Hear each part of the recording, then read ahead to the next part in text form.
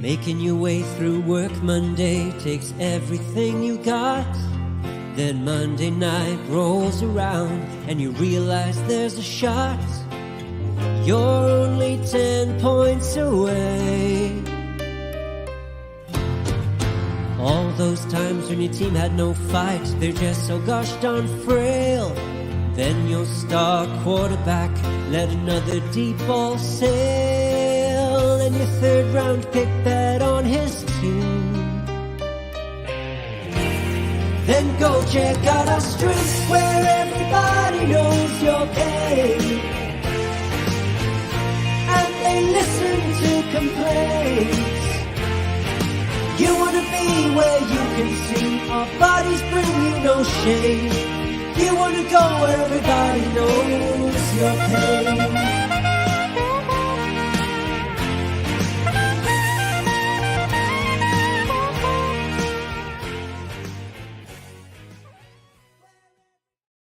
Welcome into another episode of Dad Bod Fantasy Squad. It's the Rob and Mario show today, dude. I missed it. I missed it. Long, we have to deal with all the nonsense from Cody. We haven't had any Brian nonsense yet. We got to deal with nonsense from Norton all the time. Alex, House, God. Let's get back to the original duo.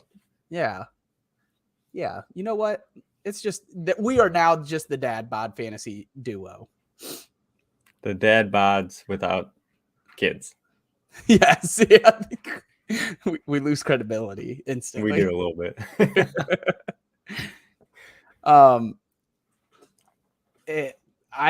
So what we got today, we're going to do a rookie mock. I'm trying to put out the tweet right now.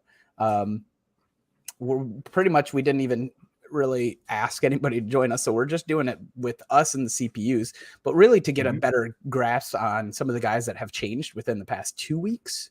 Past 1 week and before the draft, because we have now had a rookie mock every week kind of after the draft and one right before it. So it's kind of interesting to see. It's interesting to see our player valuations changing. It's interesting to see that this is going to inevitably draft by ADP changing. So it's really kind of a cool thing to see.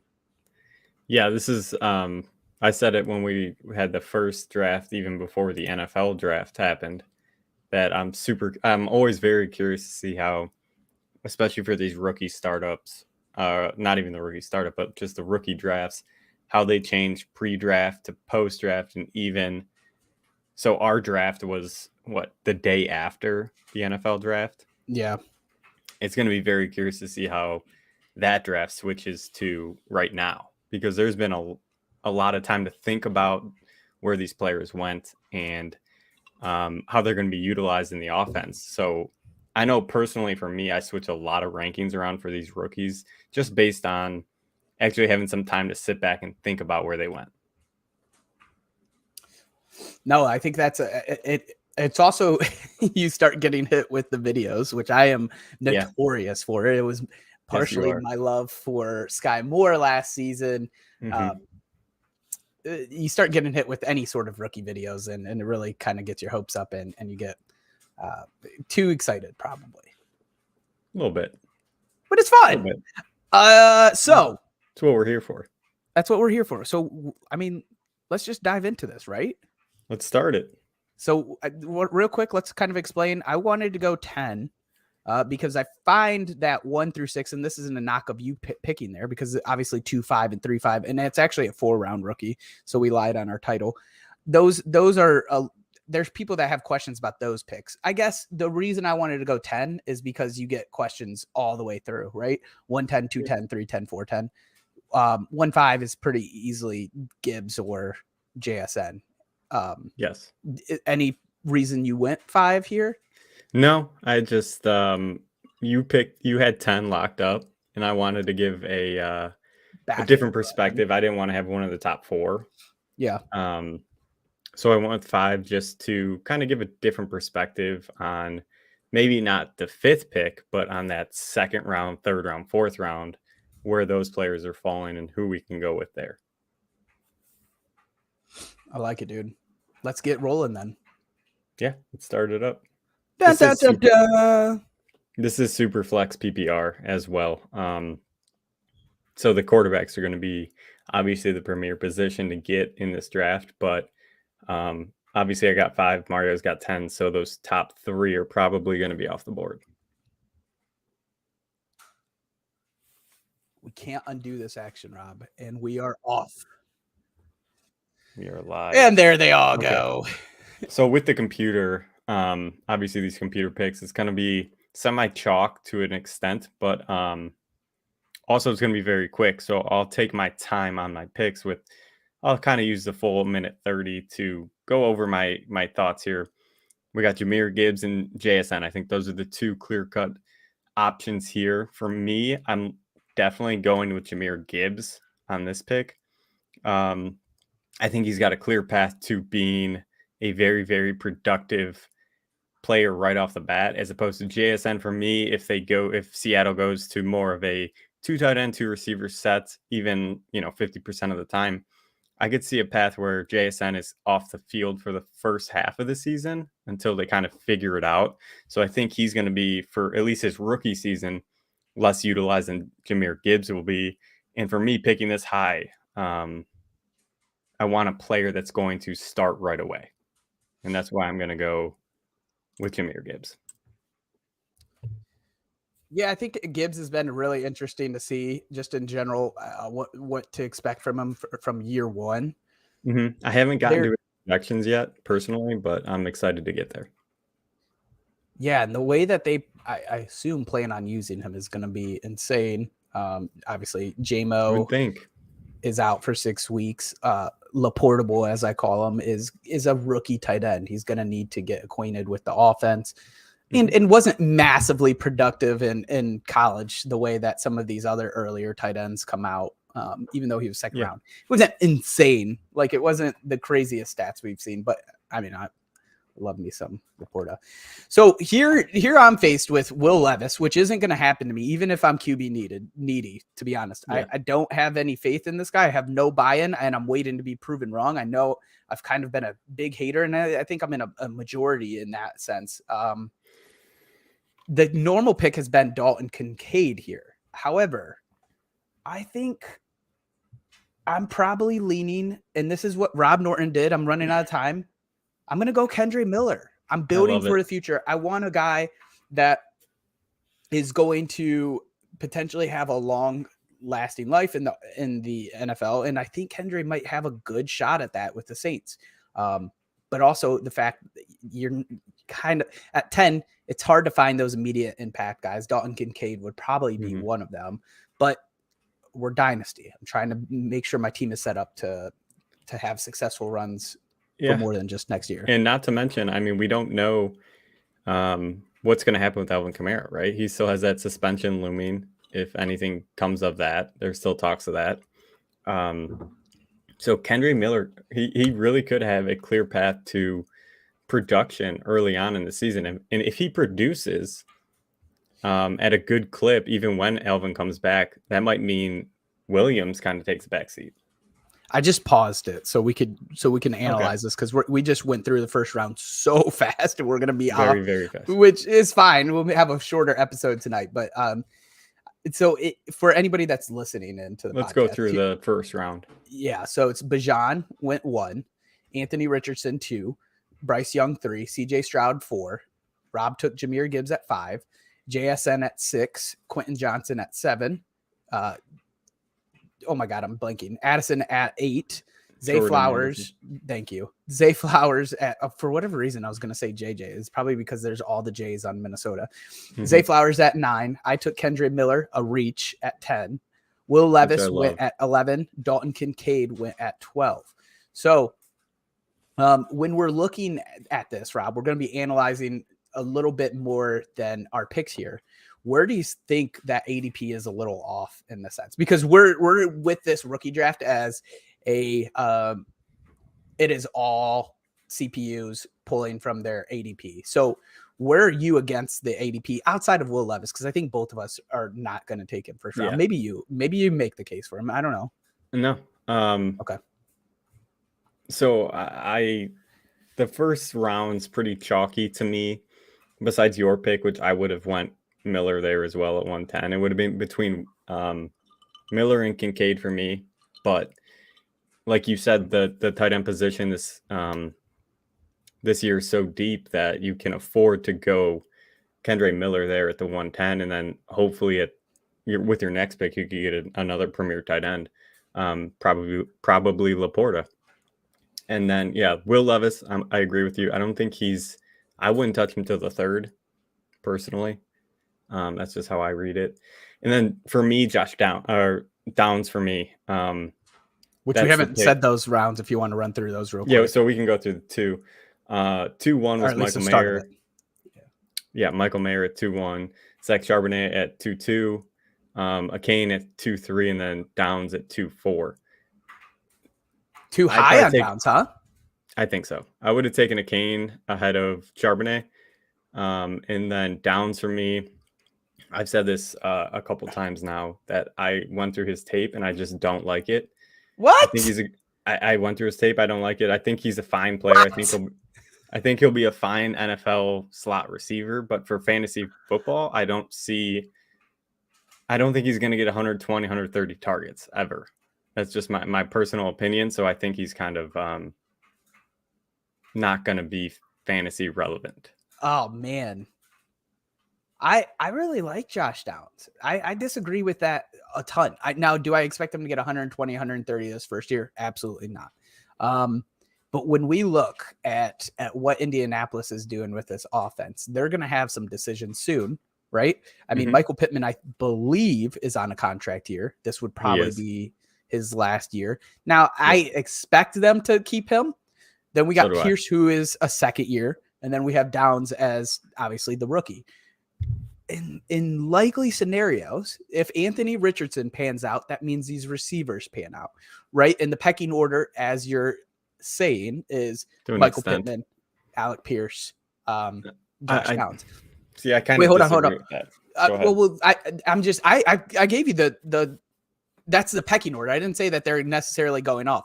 So if he does go off the way that we expect, I guess he's a lot of it is we're looking for the rushing ability in Anthony Richardson. But you still have to think that these weapons are going to cost money down the road. Now, I'm not saying that Josh Downs is he just doesn't have the size to play as an outside receiver, the X or the Y. Like he inevitably becomes a slot receiver. But we have seen success with these guys. Tyler Lockett is the notorious one that we could talk about. I mean, he is Tyler Lockett. That's who you're banking on, which is rare. What's his 40? Do you know? Off rip? No. But I think he's fast. I had to, when he fell to me, I had to do some heavy digging. 4.48. Let me see if that's right. Official 4.48. Yeah. I wonder what Lockett's 40 was.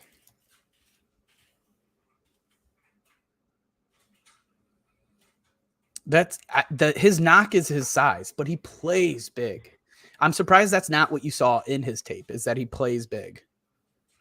I just didn't love it, man. I think the quarterback there made him a lot better than what he really is.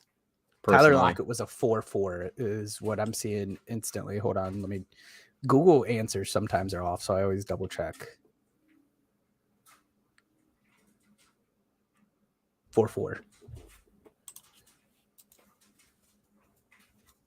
Yeah. And Lockett's a little taller than him, truthfully. Yeah, dude, I'll keep saying this. I'll go back to this that I think Drake May, he's a very, very, very good quarterback and will be, it's going to be him and Caleb Williams at the top of the draft next season.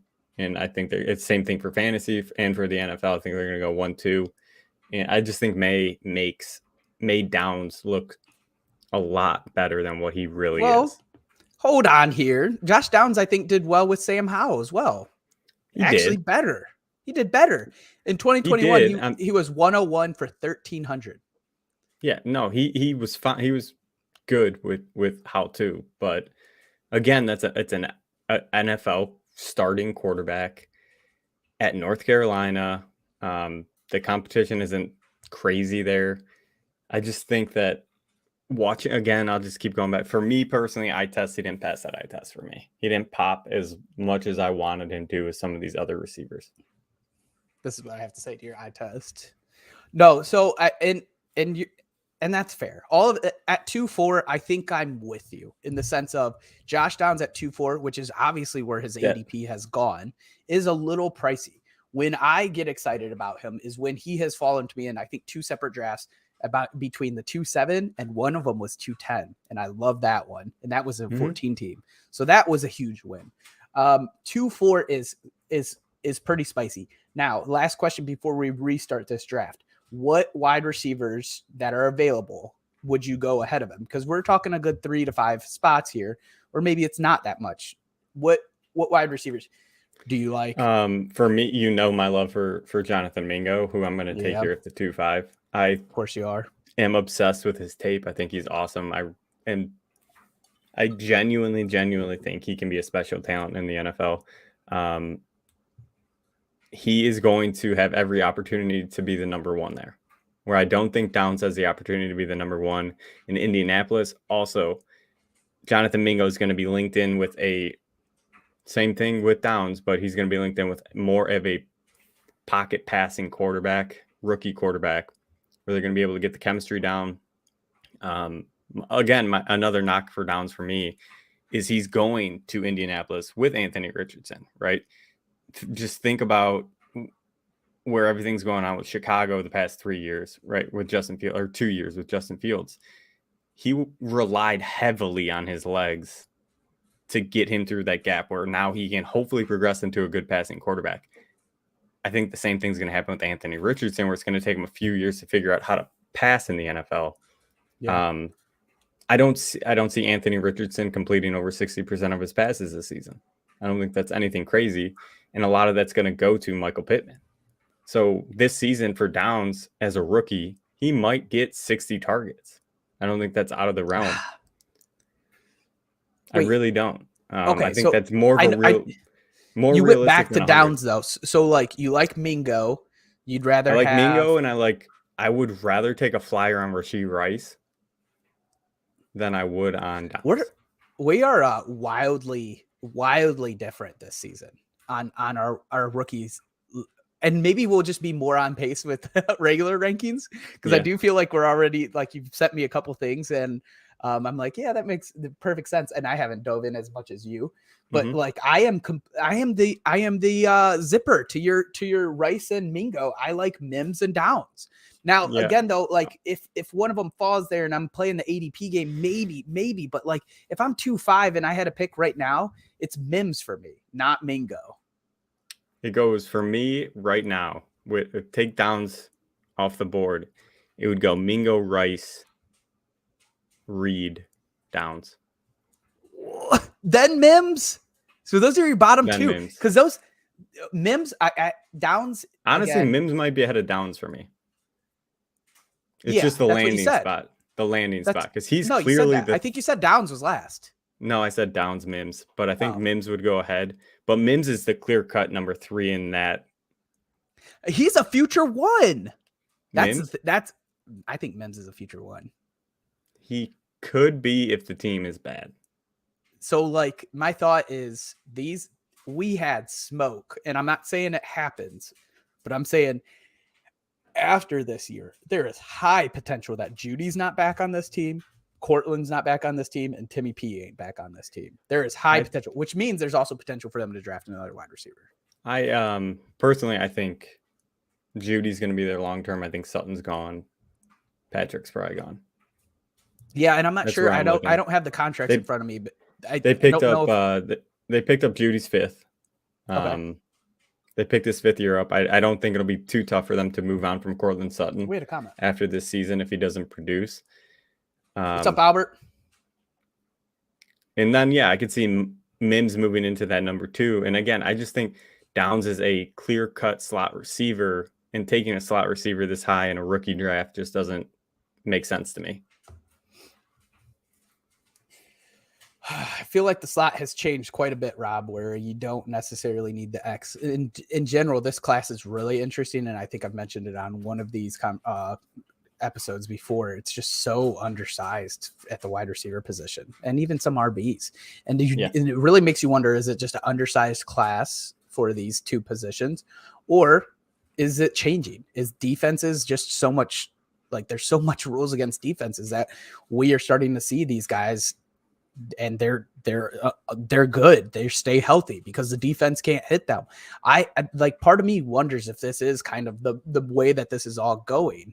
Yeah. Mingo is a prototypical. Mingo, right? He's a prototypical size. He played tight end in his last year, about 1/4 of the snaps, which is actually his biggest. That's the biggest defense that you could use when you say this is why his last year kind of stunk. For Mingo. But look, but if you pull up Jordan Addison, Zay Flowers, they're both under 6 foot. Josh Downs is 5'8". Marvin Mims, I think, is 5'10". They played different. That's what I'm trying to say about Downs is, a lot of these players, even JSN, a lot of these receivers in this class are undersized comparable to most NFL wide receivers. JSN's not. JSN's good size. I mean, 6 foot, right? Yeah, but still 6 foot, 6'1", 200. That's pretty big. It's decent, now, but it's not big, right? It's not like you're 6'3", Julio size X receiver on the outside. A lot of these players, they're a little bit undersized, but Addison, Zay Flowers, Mingo, there's a few of these players that like I have no questions that they can play the outside. But with Downs, I have questions that he can play the outside. I don't think he's physical enough. I don't think that's what they want, though. And why does that have to be what you're asking? Does Cooper Kupp ever run from the outside, like 3% of his routes? I mean, Cooper Kupp is a very, very rare player. Could Downs turn into a Cooper Kupp? Sure, maybe run primarily slot and have success in the NFL. But primarily, isn't that what Keenan always runs? Is pretty much he's still on the outside. Keenan's on the outside a lot still. Downs, I think, will be 80% in the slot. I don't think he's ever getting split out 50%, 60%. Like I think Keenan's out there 50, 60%. On the outside? No way. Yeah. Not anymore. Regardless, let's hear most of the receivers that are fantasy relevant, not even fantasy relevant, but fantasy top 15, top 20 receivers, they're on the outside. Those are the big ticket receivers that you want. Some of them, they can be in the slot, but majority are on the outside, and that's what I'm looking for, especially earlier on in the draft. So to come back to this, and you're going to hate that I'm coming back to this, but to come back to it, Keenan was in the slot 347 times versus 230 out wide. So 347 divided by 583 is about 70%, if I'm guessing off the top of my head. Again, 60%. I was 10% off. Yeah, 60%. That's slot though. Like he plays slot. But I don't think Downs is going to be only 60%. And I understand that, but I'm just saying, how is that a fantasy knock? That's what I'm trying to understand. It really comes down. I am not basing my decision on to pick a guy, whether he's a slot player or an outside player. I guess the one thing that you could say, and I agree, is that the slot might not get out to the field enough. But if this guy is good, they're going to get him onto the field the same way that Cooper Kupp gets onto the field, the same way that other slot guys get onto the field, which I am watching right now. But I think he's not. I guess that's what I'm fine. Trying, I guess that's what I'm saying. I guess I'm saying is I don't think he's good enough to be more than just a slot receiver where he's going to get 60 targets. That's kind of my argument. But I have faith in him being good enough overall. See, I don't. And that's where we differ. That's what I guess that's what I'm saying when I'm saying like he's only a slot receiver, is I'm saying he's not good enough to be on the field with just two receiver sets. Yeah. All right, let's get back to the draft. Here comes your Mingo pick. You might have to do it quick. I don't remember what your time. So you ready? I'm ready. All righty. All right, click Zoom. There we go. Tajay Spears goes to 2.6. Pause here, right? No? Yeah, go ahead. Pause it. Okay. We will, maybe in the fourth, we really will probably just break down the fourth as a whole here. Mm-hmm. So Robbie, as he promised, took Mingo. Tajay Yep. Spears went right behind him at 206. Hendon Hooker at 207. Tank Bigsby at 208. Roshan at 209. So, Rob, my first question here is I have some issues personally with those RBs. Okay. I actually just flip that order. I like Roshan, then Bigsby, then Spears. Do you see it differently?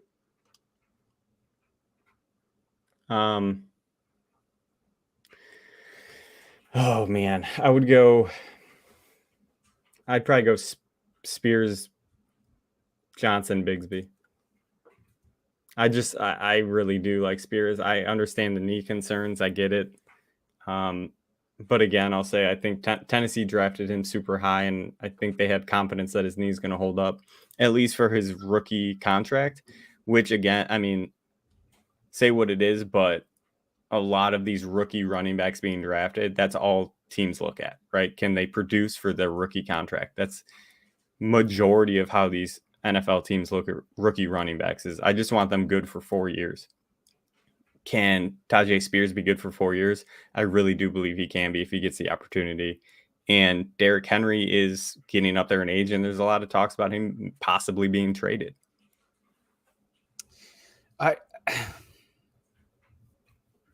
I hate that. I hate that you use the draft capital about it because they've been huge though. They've been swinging at RB for the past couple of years. I mean, you're buying into the talent and combining it with the draft capital, and that's fine. But Hassan Haskins just went 1 round later than this guy a year ago, and they're already marking him off. Yeah. Derrick Henry, if he does stay, which I buy into the fact that he might be moved. If Derrick Henry does stay, I think he's the leading guy in total touches. We did our report on that. He definitely is leading it now. But I buy into this dude being special, being closer to the APs of the world, being closer to the Matt Fortes, and kind of having that longer RB career. I get it. We are getting to the peak, though. And if he does stay, I still can see a world that he's playing to some capacity that's pretty decent just from his size for 4 more years. He's just so big. Injuries could take over, and I hope not. I hope that doesn't happen, but I don't know. I don't see that path quite as much. Do you think, like you said last season, they used a 4th round pick on a running back? Mm-hmm. Right, correct. They took a swing at a 4th round pick last year. Then they go up, take a swing on a 3rd round pick this season. Mm-hmm. Don't you think that's saying something to where they see Derrick Henry long term, or maybe not even long term, but in the short term? I don't know. Maybe. I think that shows. What I mean, you have Seattle. You have Seattle loading up in RBs. You have New Orleans, who just signed Jamal Williams and Kendre Miller, closer to what you're saying because they're Alvin. Same thing with Alvin, though, right? Yeah, but he's still like 3 or 4. I mean, this has kind of been New England typically, not this season, typically has 6 RBs. Like it's just been the position that has seemed to be. But don't they churn through RBs at a crazy rate? In general, the Patriots. Yeah. I feel like every 2 years they have a new starting running back, right? Yeah. New Orleans makes a ton of sense because Alvin Kamara could be suspended. He's got a lot of off the field issues. He's getting up there in age and touches. We talked about that last season, right? Where me and you were both off on Alvin Kamara because how many touches he had on his body. I agree. Add 1 more season on top of that, right? So that makes a lot of sense. And then they bring in an older running back in Jamal Williams. So yeah, it makes sense that they would take Kendre Miller there because you got 2 aging veteran running backs, one that could be suspended, and both have a ton of touches on their body. So they bring in a rookie. I think this personally is Tennessee kind of, and again, if Tennessee is not good this season, why would they not move off of Derrick Henry and try to trade for a second, third round pick if they can get that for him? If he's not good, they can't get that. Yeah, but maybe he is good. Like maybe he's still Derrick Henry, but they are 1-6. I mean, use that same argument. Like Jacksonville with Tank Bigsby. He's right there in front of us. You're not making that same case against Travis Etienne. Like teams just load up on depth at RB. Yeah, that's Could Spears be the 1-2 punch? That one threw me for a curveball. The Tank Bigsby one did, but he's a slighter frame running back that I can see them. I said this last podcast me and you were on. I genuinely think that they're gun shy with how many injuries that they've had at the running back position. Atlanta, I really do. Detroit, all of them. They just load up RBs. That's Detroit fine, just signed dude. Montgomery. That's fine. So at that, what you're saying, then you could just say any of these running backs aren't worth. No, I guess I'm just saying capital. I can't play into the fact that just because Tennessee has gone RB4, RB3rd, and granted, it was a pretty big spread because Tajay was early third. Yeah. And I don't know I think Haskins was like a mid to 15 to 20 in the fourth. Mm-hmm. I can't buy into the fact that just because they're drafting RBs, they're thinking Derrick Henry is coming to an end. Now, is it logical and does it make sense? Yes. And I think that could be the case. It can be, but I'm not saying that they will have to see that it's the case for Tajay to get on that field. Right. I mean, he could come in and be their third down back for all I know. That maybe they are trying to lessen the load. But if that's his role for the next 3-4 years, going before guys that have even Bixby has more of a path, maybe. Roschon, to me, has the easiest path. And I know you love your Foreman, but if it's not this year, Roschon has an easier path than both of these guys that went right in front of him, in my mind. Yeah. I don't know. I think Spears does personally, just because, again, I just think the talent is there and you got an older back. Yeah. You're right. Derrick Henry really could just play until he's 35 and be good. He could.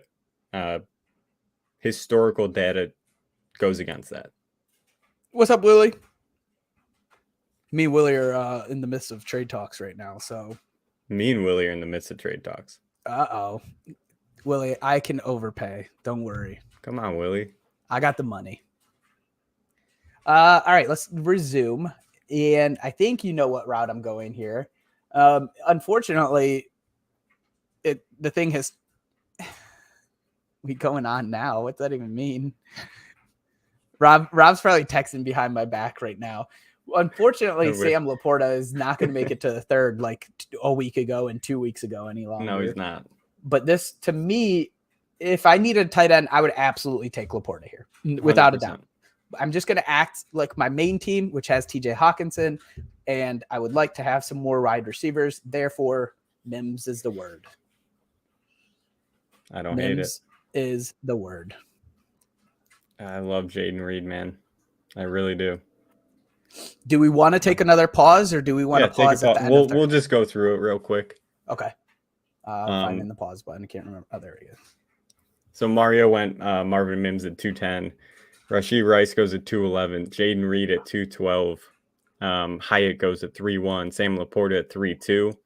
Tillman at the 3-3, and then Musgrave at the 3-4. So a little bit of a tight end run there in the third. That is by far, those have gone up a little bit, right? No? Tillman, I believe, went up a little bit, if I'm not mistaken. I could be wrong on that. I like the pick. Sam Laporta 3-2. You can easily make the case that he's a second round talent for sure. He's on what's going on here, playing Warzone, trying to text and watch. He's like, oh, let me get in this trade. I do want to make a case about Laporta before you continue. I'm sorry to interrupt. No, go ahead. Laporta had terrible ADP especially 2 weeks ago. It has gotten progressively better. This is a technical thing, right? This is rookie drafts that happened from the end of the NFL draft, right around that NFL draft time, that had Laporta at 999, Rick. So if there wasn't a keen fantasy owner, or if there was, and they're like, well, I could just wait, it'll never pop up. Laporta was getting dropped for that reason. And I'm not kidding when I say that had to come into play with his ADP. He was at 999 the day we drafted, which was the day after the NFL draft. And then I think it was fixed when we did a rookie mock the following week. Correct. Isn't that interesting though? Like, so there's, I guess, I mean, if you're going to get into these rookie drafts, man, make sure you kind of pay attention to see who goes where. Cause Laporta was just by draft capital alone, early second, you should have had him on your radar. So whenever you could get him, I think, Rob, if we were to do a rookie draft in 5 weeks, 6 weeks, he's easily, I shouldn't say mid-second. I think he's mid-second. I think he would go before Tajay Spears. I think you might be right. I find it hard not. What do people see? And I get it. Mayer was like the number one guy coming out, but Mayer was one pick ahead of him. Laporta is going to a team where there should be some open targets. There is definitely no tight end, which Mayer's the same. There is no tight end competition there. Neither of those places. I said this last night. Before TJ Hawkinson was traded in week 8, I believe 8 or 9, he was on pace for 100 targets. The rest of the tight end group for the entire season had 47 targets, 9 of which went for touchdowns. So if Laporta comes in and gets kind of the Hawkinson treatment with the targets, and they can use him in the right way in the red zone, how they did the other tight ends, you could easily be looking at 90 targets, 5 to 6 touchdowns, and like 70 catches. Like, that's not crazy. And that'd be top 10 tight end. Yeah. He has as much, like the tight ends have some of the strongest immediate impact possibilities. Laporta has kind of does. Laporta, Mayer. I think Laporta's got a clear path to being very productive in the rookie season. I really do. It's pretty interesting because, like, even when we look at round 2, we don't know if any of these guys have a path to get you any sort of immediate impact. We do. We'll have an episode later in the season. It's rookies with immediate impact. I feel like we're going to be so tight end heavy on that episode, but this tight end class, we always thought it was the RB class. Maybe it was a tight end class. I don't know. Yeah, I think they ran hard in that first 2 rounds. Well, it was the second round that was a real tight end run. Yeah. Pretty impressive. All right, let's get this back to rolling unless you had any last thoughts. I have a man crush on Luke Musgrave. That's about it. So I think he could be very, very good if utilized in the right way. I heard that in last night's episode. I'm pretty sure you talked about him. Yeah. Okay. So I'm up at 3-5. I have Gibbs and Mingo. On the board, we got Chase Brown, Izzy, Kayshon Boutte, Zach Evans, Darnell Washington, Deuce Vaughn, Schoonmaker that Mario loves. For me, this is a pretty easy pick. I'm going to go Chase Brown here. Again, it's just kind of the opportunity and where I'm at, right? So I'm in the 3-5. I'm looking for a player that might have some opportunity sooner than later. He's at Cincinnati in a high-powered offense, and Joe Mixon has a ton of question marks around him right now. He's got a ton of off-the-field stuff going on. He's, I believe, 27, if I'm not mistaken, but he's got a ton of touches on the body. So if Cincinnati wants to move on, they drafted a rookie running back that was very, very good at Illinois in the Big Ten, produced in a tough conference. So I'm going to go Chase Brown because I think he's got... I got nervous. He's got the easiest path to being a productive back in the NFL.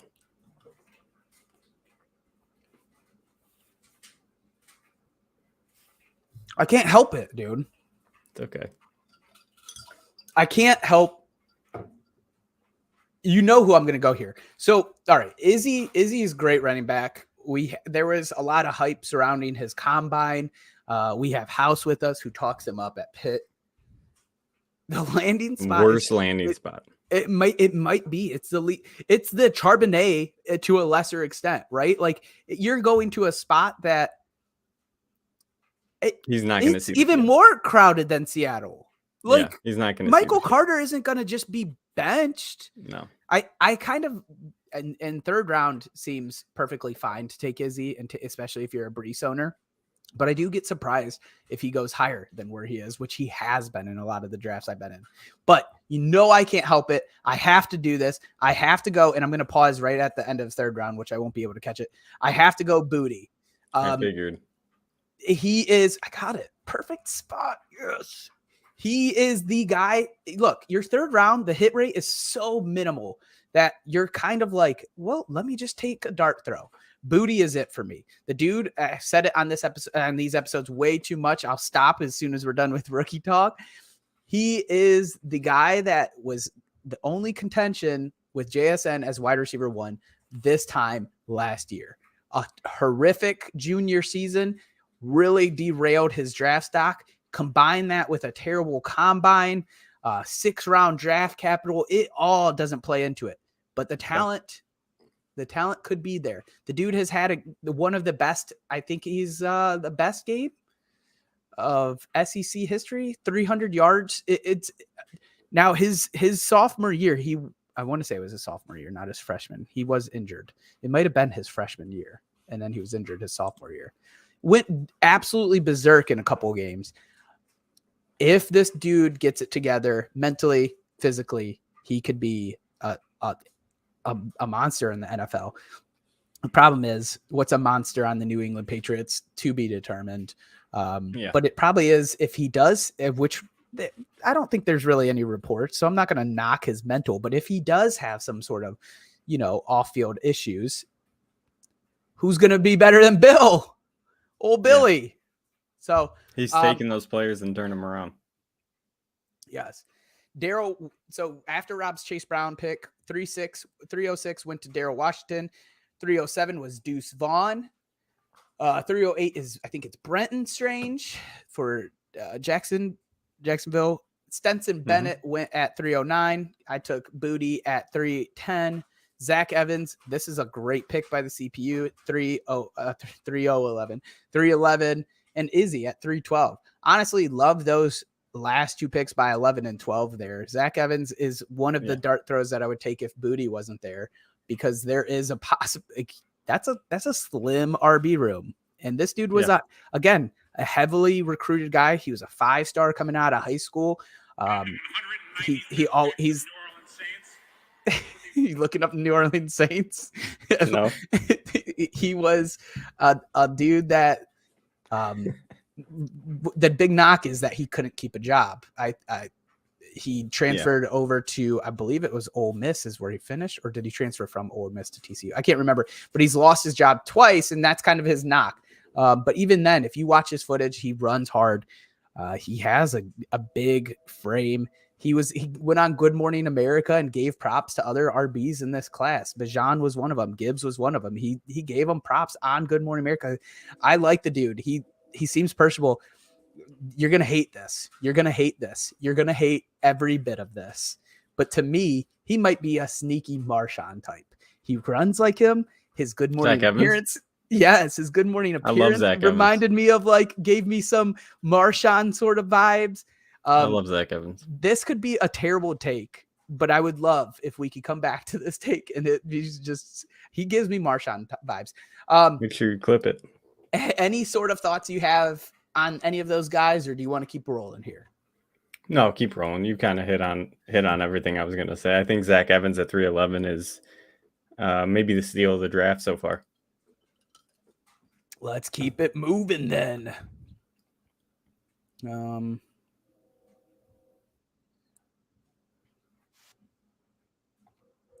So we had Dorian Thompson, the backup for Deshaun Watson, who unfortunately he could have been an interesting spot if it was somewhere else other than Cleveland. Is it Tyler Scott, wide receiver? Yeah. Schoonmaker went at 403. Eric Gray, I think it is 404. And now Robbie is on the board. This is where it gets real thin. Yeah. So I'm between two players. So Michael Wilson is one of them. Arizona receiver, 3rd round draft capital. A lot of talks of them moving off of Nuke after this season or even this season. He's got a clear path to being maybe even though he'd be 1A, 1B with Marquise Brown. But I'm going to go in the 4th round. I really want to take a swing. So I'm going to go with A.T. Perry to the New Orleans Saints. The draft capital was not there, right? He went in the 6th round, if I'm not mistaken. But I love the dude's tape. He's 6'4", 215, ran a 4.47, 11-foot broad jump, 35 vert. First team all ACC this year. He had over 1,000 yards, over 80 catches, 11 touchdowns. The dude's just a freak. If he can get it together, Michael Thomas can't stay healthy on the field. He has a clear path to being the outside receiver alongside Olave. And I'm going to take the swing this late in the draft that hopefully I hit lightning in a bottle and he becomes something special in that offense because I think the talent, I really, really loved his tape. Similar to what you're going with here. You really are full on. These are even more dart throws than round 3, but like you're taking a guy that might have a path into an immediate impact on your team. That's what you're looking for here. Yeah. You're going to see me do the same, and it's between two guys. I got 12 seconds. It's either Dwayne McBride or Sean Tucker. Because I took Booty, I'm going to go with Dwayne McBride because I know he's making a roster. I believe he will make a roster. But I want that. All these sounds. Sorry. I don't know if it ever shows up. I don't think it comes out. I think it's just okay. It throws me off. I want that RB that may have a path to starting. I mean, Alexander Madison has been pretty good in the absence of Dalvin Cook, but you never know. He hasn't been the healthiest, and you honestly never know. They took another RB. Give me the dart throw on McBride. But to finish this out, Rob took A.T. Perry, Jay Hall. I don't even know this dude's. Who is this? Jaron Hall. Oh, the Minnesota backup. Yeah. 25 also, huh? Tucker Kraft went at 407. Is this Clayton Tune went at 408? Will Mallory went at 409. I took Dwayne McBride at 410. Cameron, you guys were talking about Cameron last night. Ladu? I hate him. You hate him? I don't think who is hyping him up? And Tanner McKee at Alex. 412. Any thoughts on any of those guys, or are we about wrapping it up? Yeah, I do. I have thoughts. We can get moving, but just for me personally, when I'm doing these rookie drafts in the 3rd and 4th round, especially, I am just taking swings on players that I think have the potential to get on the field early. In this, not in the season, but in the first season, I want to see what they can do in the first season, because it's most of the time, right? You have them on your taxi squad. At the end of the season, you got to cut that taxi squad down. So if you don't see any of these 3rd and 4th round picks play the entire season, you're just going to cut them the next season, right? Yeah. So I am taking, I'm not going to take a backup tight end who's not going to see the field. I'm not going to take a backup quarterback and hope that somebody gets hurt. Like they took McKee. Is maybe Hurts gets hurt, but I don't see that happening. So I'm not even going to take that risk. I'd rather take a swing on a player like an A.T. Perry, like a Wilson, and hope that I can see them on the NFL field and see what they can do, so I can maybe keep them on my roster next season. No, I mean that's like even the 2nd round, you drastically drop your chances of hitting. You really kind of want to just buy the talent, and I don't want to say buy the situation, but there is like the Chase Brown pick, and even A.T. Perry, you're buying the situation there. Path. Yeah, you want to see a clear path in the 3 and 4. In the in the 2nd is like a mix. Like you got to really decide: do you want to buy skill or situation? And obviously, first you're buying all skill. No, I think that's a good approach to this. This marks our last rookie draft of the season. We may slide one in there closer to to time just to see if these guys change, but it is not scheduled. Next week we will be talking about startup. I don't know if we're going to do a full mock. I would be down. It would have to be CPU so we could hustle through it. Mm-hmm. And whoever can draft it within 30 seconds, maybe just make it a 30-second clock. It would be fun. And then next week we're going to be talking Dynasty some more. The season off season is upon us. End of May is where we get kicked off with some of our rankings. We kick off the wheels off of Dynasty a little less, and then we go more into redraft. We'll have some of the occasional Dynasty talks, but there'll be more redrafts coming at the end of May. Robbie, you ready? Yeah, I've been ready, baby. I'm working on the rankings now. Hopefully, I'll have that done. I don't want by the end of the weekend. I'm really hoping I have it done by the end of the weekend, and then I can kind of adjust and tinker accordingly. But I'm chugging along through these rankings and projections so we can start getting some of those out. Dude, I am not excited for rankings, but that's another story. It is what it is. I like it. I love it. Just tedious though. Takes a lot of time. It does. If you guys aren't already following us on Twitter, let me know when I cut out Rob at DadBodFS, YouTube, Twitch, Facebook, TikTok, Instagram. DadBod Fantasy Squad is where you can find us on there. We'll be posting a lot more stuff to those. All of the major streaming platforms where we post the sound of tonight's episode. Robbie, anything? All the major streaming platforms. That was already said. For myself, for Robbie. I know we need a new joke. Peace.